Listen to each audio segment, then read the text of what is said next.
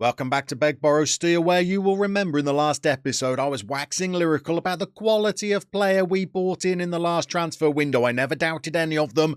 We upgraded in every department. That's definitely how the last episode went because we've had a pretty good start to the season.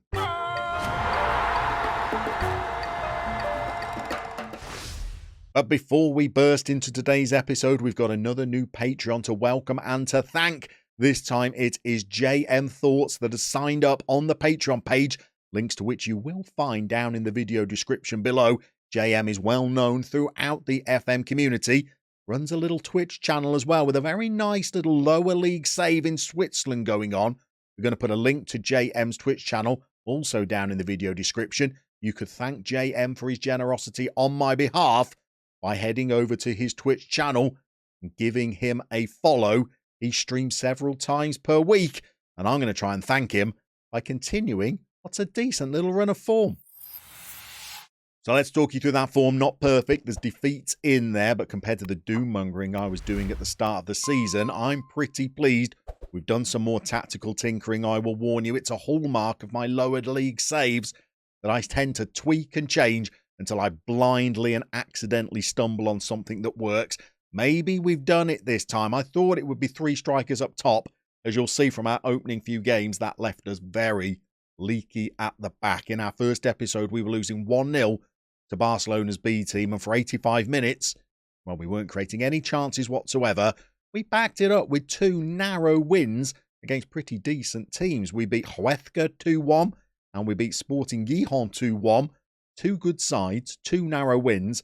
It made me think that maybe our 3 up top tactic might work out before we lost 1-0 to a team that was bottom of the table at the time. I know it was only after 3 games, but this was a side that we really should have been beating. We didn't create an awful lot against them. And then we started leaking goals for fun. We drew 3-3 with Girona. We were 2-0 down to Valencia's B team. We were 3-1 down as well. Toward the end of this game, we started making some tweaks. It got us back to 3-2. Got us thinking about whether we should make these tweaks for our next game. We implemented them.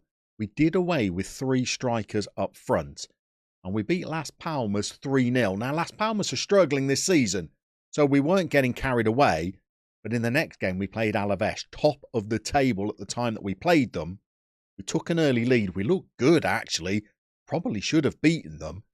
Ended up drawing 1-1 before 2 pretty comprehensive victories. We beat Leganés 2-0, strong performance against a reasonable side, and we beat Tenerife 3-1. Tenerife were above us in the table. They're managed by Marco Silva. Now, not everybody's favourite manager, but for the Spanish second tier, a bit of a big name. We had a man sent off in this game. We didn't capitulate. In fact, we extended our lead and we won 3-1 overall. And all of this leaves us looking pretty healthy in the table. We're up to 5th place. We've played 10 games, 17 points.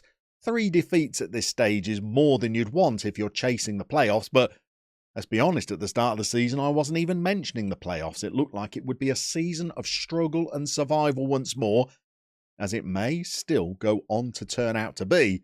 But 5th place after 10 games, I'm pretty satisfied with. But we've come back for a tough game today. We're going to be playing these. Fuenlabrada. We're playing these today. They are not a team I'm particularly familiar with, but they've got a game in hand that could see them go top of the table. So they are clearly a decent outfit, and we are going to be in action against them today. You know we don't come back for the easy games. We're going to test our new system out against a very good team this afternoon. Before we show you that tactic, I think the other thing that's helping our form is how well training is going at the moment. The players are responding to the sessions that we're doing. Many are training above a 9. In fact, it's the best we've had our training rating since we took over the club.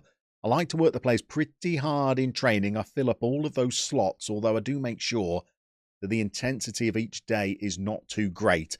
I do plenty of match preparation and set-piece training as well, channeling that inner Pulis. But the players are responding at the moment. Look how many of them are above an 8.5. We've got players like KC getting the Hollywood handshake every week, training at a 10. He's playing pretty well this season as well, KC. Our goalie that we were a little bit concerned about whether they were an upgrade on Nelson or not. He's training pretty well, old Davide Barossi. Big Dave got green arrows all over the shop once he learns Spanish.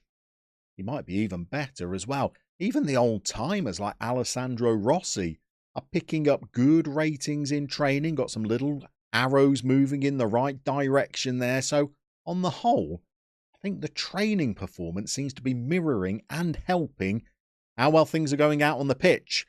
Let's show you the system the boys have been playing for the last few games.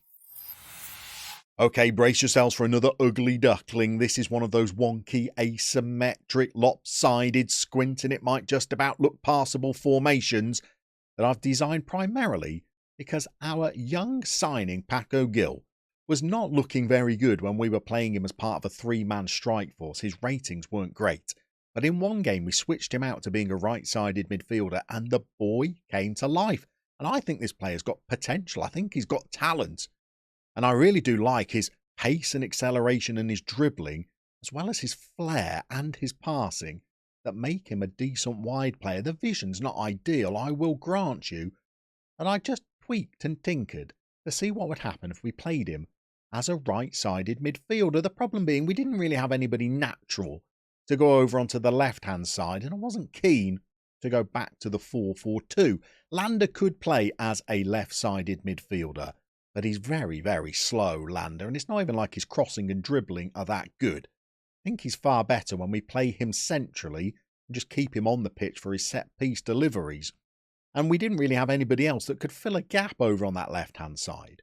So we've been playing an isolated wing-back all on their own. Sometimes it's been Obladi Obladar over there, but I'm also giving a little bit of good game time to our mate Yordi, not training the best, but playing pretty reasonably for a kid that's as young as him, still only 17, remember. And it means that by not having two players over on the left flank when we've got two over on the right, well, it gives us a spare part that we could move somewhere around the pitch. And what we've done is pop a number 10 in behind two strikers, both of whom are playing pretty well this season. And sometimes playing behind the front two is Mano Mosquera. He's not playing today because he is on loan from our opponents, which shows you the markets that we're shopping in, I think. So instead, our mate Lander is going to play there. We've also dropped our lines a little bit to try and make us a little bit more compact. The three up front with the higher line was leaving us pretty exposed. So over the last few games we've tried this out. It might not work this afternoon. We're going to be playing a very tough opponent. Let's see how this system performs.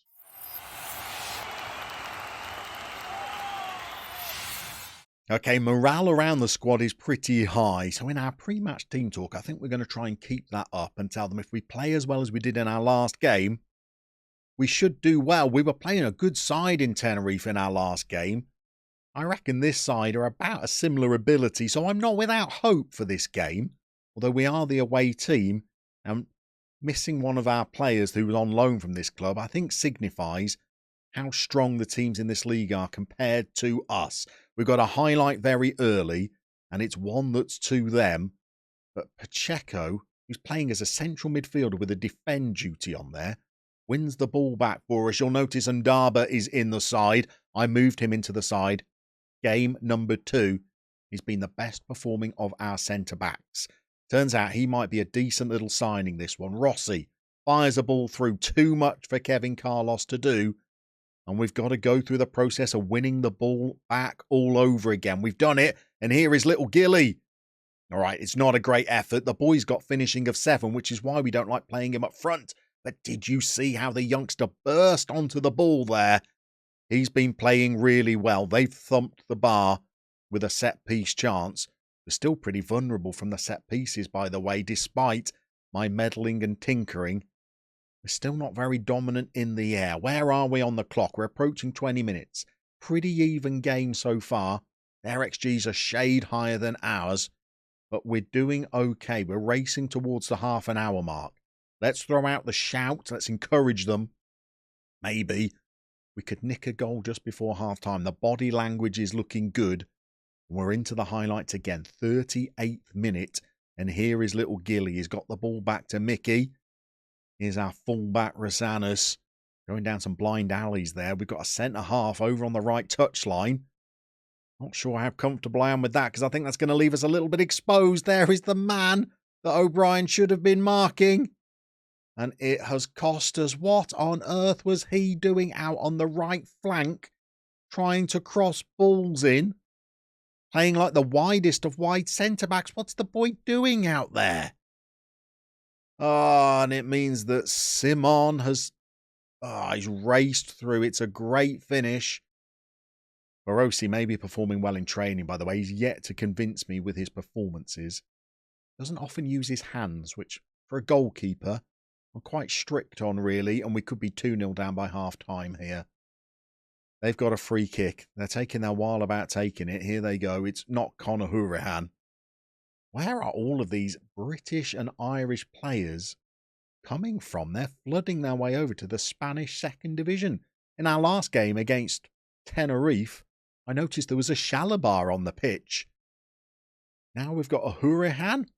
It seems like all of the former Premier League players have decided that the Spanish second tier is the place to be. We're 1-0 down. It's against a good side. They've bossed the XG. Look at that. We've got work to do at half-time.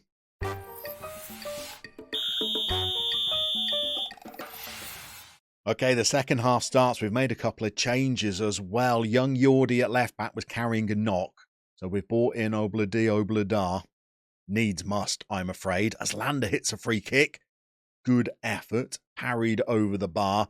In midfield, we've also brought on the Xabi Alonso impersonator as well. That was more because of match ratings rather than anything to do with fitness or injury. We've started the second half brightly. We're even going to shout out a little encouragement on 60 minutes. We haven't got there yet. We could be in trouble by that stage. They've had another good chance. Vulnerable in the air once again. We've got another highlight before we can get our shout out. They've got a throw in. They're building over on the left. In fact, they're putting a ball through. And it's offside. They finished it, but it's offside. We're looking a little bit vulnerable. Let's get our shout out. Let's encourage them. Let's have a look at whether we can do anything tactically as well. I'm tempted to move Gilly up here. And has Lander actually done anything today? He's not. Maybe if we just slide Obladar back and we move Lander out to the wing. He certainly can't be a winger. Maybe he could be an advanced playmaker. We could try that. See if we can force our way back up into the game. On 70 minutes, we might change the lines as well, which will leave us vulnerable in behind our own defence. But needs must, I think. In fact, we're doing absolutely nothing at the moment, are we? Let's get the instructions going. Out of possession. Let's go higher. Let's press them even more. See if we can force our way back in. We're going to shout demand more this time. No chances are coming our way. I think it's time to change the forward line a little bit. We're going to take off. Well, they're both performing poorly, aren't they? Let's take Rossi off. Juan Cruz Zurbriggen. Not really. Well, he's not really had a lot of game time, if I'm honest. But when he's come on, he's not done anything. Maybe today could be his day. Obladar is on the throw-ins. And he's hit a ball forward. And here is the newly introduced substitute showing his pace as he decides to check back. We've got the ball out to Gilly. He can't get onto it. But we got the ball forward again. Kevin Carlos. We can't make our winners. And this might not even be a highlight for us. It looks hopeful. We've won it back again. Gilly, look at the turn. I'm a bit biased. I do like Gilly. Look at the ball in. Gilly's a player, I think, isn't he? I really do think he could be a good one. We're on the highlights again. Lander's still on the pitch, so he has a go. And Darber, I think, has he clipped the netting? Has it hit the side of the post? We're getting closer. Let's fire them up for the final stage. Is there anything else slightly more attacking that we can do? We're out of changes. Mickey can't really do this, but let's just try and throw the kitchen sink at it. System and shape has gone pretty much out of the window now. I'm just trying to drag us back into the game. We look good the last couple of highlights. Let's get this up to... Very attacking could be. Leave us a little bit too exposed. We're going into injury time. Have we got one more chance? One more highlight in us? Well, there is one more highlight. It's not for us. Is this Conor Hourihane again? It is. It is. Oh, it really is. What business has this guy got in the Spanish second tier, by the way? International footballers playing at this level. He's probably well into his 30s by now, but still. That is the end of the game for us, isn't it? I don't know whether we persist with this tactic. Was it something that worked just because I made a bit of a change, a bit of a tweak, and it threw the opposition off? Or is it something that's got legs? Looking at the XG, it's not performed great for us today. You did yourselves proud, and that's all that I can ask for? Oh, I'm not sure. I am keen to keep morale going because I think it's been pretty important for us. I'm going to go with that option instead. It's left the youngster frustrated. Everybody else has responded.